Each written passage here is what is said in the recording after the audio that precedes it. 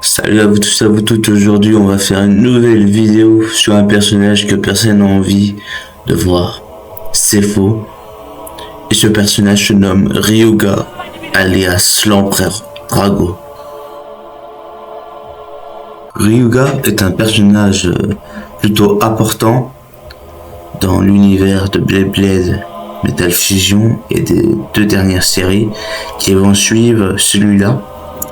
C'est un méchant, on va dire, atypique dans le sens où il aura un rôle très important dans le futur avenir de cette série.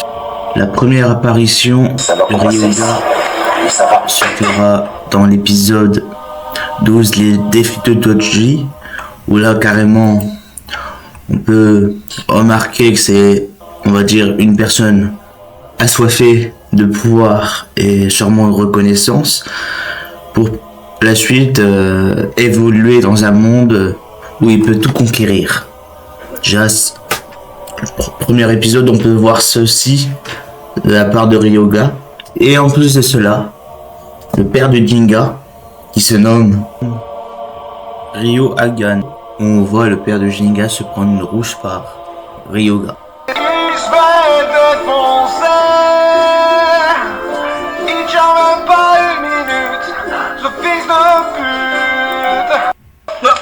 Here I come. Oh, here I come. Oh.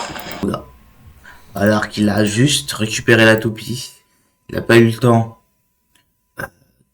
d'adapter ses pouvoirs par rapport à l'esprit du Blader. Oui, on va y revenir.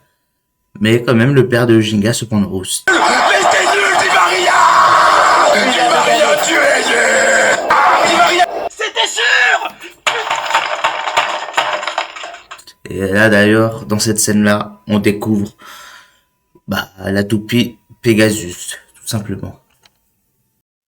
Par la suite, Ryuga va évoluer avec sa toupie qui se nomme El Drago. Et oui, c'est des armes d'autodestruction massif, mais tout va bien, tout va bien. Et un moment qui doit arriver, forcément, Ginga se retrouve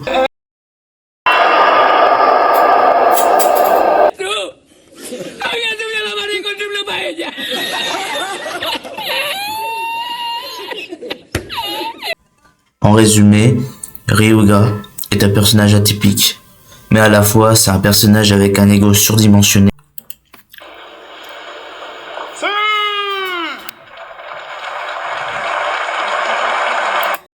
Un talent unique, il a su maîtriser.